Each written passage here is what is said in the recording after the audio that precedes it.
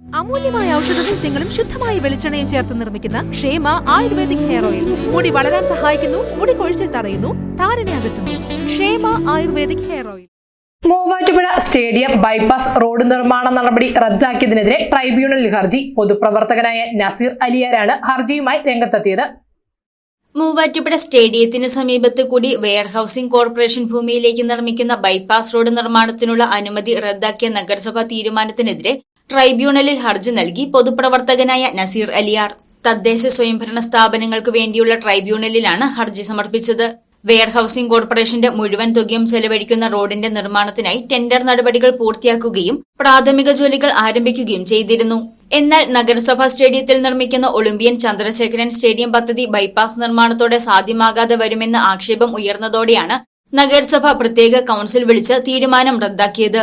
ഇതിനു പിന്നാലെയാണ് പൊതുപ്രവർത്തകനായ നസീർ അലിയാർ ട്രൈബ്യൂണലിനെ സമീപിച്ചത്. കാവുങ്കര മേഖല എന്ന് പറയുന്നത് നമുക്കെല്ലാവർക്കും അറിയാം. അതിരൂക്ഷമായ ഗതാഗത കുരുക്ക് കൊണ്ട് വീർപ്പ് മുട്ടുന്നൊരു പ്രദേശമാണ്. ഒന്നാമത് മാർക്കറ്റ്, മൊത്ത വ്യാപാര കേന്ദ്രങ്ങൾ, സ്കൂളുകൾ, ആരാധനാലയങ്ങളെല്ലാം സ്ഥിതി ചെയ്യുന്ന പ്രദേശമാണ്. വളരെ ചരിത്രപ്രധാനമുള്ള ഒരു വ്യവസായ മേഖലയാണ് കാവുങ്കര എന്ന് പറയുന്നത്. അവിടെ നാളിതുവരെയായിട്ട് വന്നിട്ടുള്ള എല്ലാവരും, രാഷ്ട്രീയ ഭേദമന്യേ തന്നെ പറയട്ടെ, എല്ലാവരും തന്നെ ഇവിടുത്തെ വികസനത്തിനോടും റോഡ് വികസനത്തിനൊക്കെ പിന്തിരിഞ്ഞ് നിൽക്കുന്നൊരു കാഴ്ചപ്പാടുള്ളത്. അങ്ങനെ ഇരിക്കുകയാണ് നമുക്ക് പ്രത്യേകിച്ച് നഗരസഭയ്ക്കോ നമ്മുടെ പൊതുജനങ്ങൾക്കോ യാതൊരു ബാധ്യതയും വരാത്ത ഒരു പൊതുവഴി ഈ തിരക്കേറിയ കാവുങ്കരയുടെ സമാന്തരമായിട്ട് വരുന്നു എന്നുള്ളത്. അത് ഇവിടുത്തെ മുനിസിപ്പാലിറ്റി ശരിക്കും ഇപ്പോൾ പറയുന്നത് എന്താണെന്ന് വെച്ചിട്ടുണ്ടെങ്കിൽ അവർ എടുത്ത തീരുമാനം മാറ്റിവെക്കുന്നു, അത് പഠിച്ചില്ല എന്നൊക്കെയാണ് പറയുന്നത്. എന്ത് വിരോധാഭാസമായ കാര്യമാണെന്ന്. കാരണം ഇതിൻ്റെ നാൾവഴികൾ നമ്മൾ പരിശോധിച്ച് കഴിഞ്ഞാൽ നമുക്കറിയാം.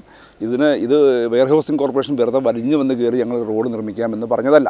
മുനിസിപ്പാലിറ്റി ക്ഷണിച്ചത് പ്രകാരം അവരുടെ ഉദ്യോഗസ്ഥർ വരികയും അവർ തമ്മിലുള്ള ധാരണ ക്രമമനുസരിച്ചുകൊണ്ടുള്ള ഇവർ ക്ഷണിക്കുന്നു, എല്ലാത്തിനും റെക്കോർഡുണ്ട്. ക്ഷണിക്കുന്നു, അതിന് മറുപടി കൊടുക്കുന്നു, അവർ ചർച്ച ചെയ്യുന്നു, ഒപ്പിടുന്നു. മുനിസിപ്പൽ അധികാരികൾ, എഞ്ചിനീയറിംഗ് വിഭാഗത്തിലുള്ളവരും സ്റ്റാൻഡിംഗ് കമ്മിറ്റി അംഗങ്ങൾ ഉൾപ്പെടെയുള്ള ചെയർമാൻ അടക്കമുള്ളവർ വന്ന് സൈറ്റ് വിസിറ്റിംഗ് നടത്തി ബോധ്യപ്പെടുന്നു. കൗൺസിൽ യോഗം തീരുമാനമെടുക്കുന്നു. എങ്ങനെ? ഈ ബൈപ്പാസ് റോഡിന് അനുവാദം കൊടുക്കുന്നു. അതനുസരിച്ച് വെയർ ഹൗസിംഗ് കോർപ്പറേഷൻ അതിൻ്റെ ടെൻഡർ നടപടികളുമായിട്ട് മുന്നോട്ട് പോയി.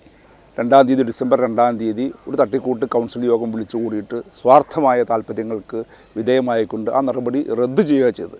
ശരിക്കും പറഞ്ഞാൽ അതിനെതിരെയാണ് ഞങ്ങൾ ഈ ട്രൈബ്യൂണലിൽ ഹർജി നൽകിയിരിക്കുന്നത്. തീർച്ചയായിട്ടും അത് വിജയിക്കുമെന്ന് തന്നെയാണ് ഞങ്ങൾ മനസ്സിലാക്കുന്നത്. ബൈപ്പാസിനെതിരെ പല മേഖലകളിൽ നിന്നും പ്രതിഷേധം ഉയർന്നിരുന്നു. മുസ്ലിം ലീഗ് കൌൺസിലർ PM അബ്ദുൾ സലാമാണ് പദ്ധതിക്കായി മുന്നിൽ നിന്ന് ശ്രമിച്ചത്. എന്നാൽ കൌൺസിൽ യോഗത്തിൽ തീരുമാനം റദ്ദാക്കിയതോടെ PM അബ്ദുൾ സലാം വിയോജിപ്പ് രേഖപ്പെടുത്തുകയും ചെയ്തിരുന്നു. News desk, Muvattupuzha news. എന്റെ കാഴ്ചയ്ക്ക് ചില ബുദ്ധിമുട്ടുകൾ അനുഭവപ്പെടാൻ തുടങ്ങിയത് ഈയിടെയാ. ആദ്യം ടെൻഷനായി. മകളാ പറഞ്ഞത് അഹല്യയിൽ പോകാൻ.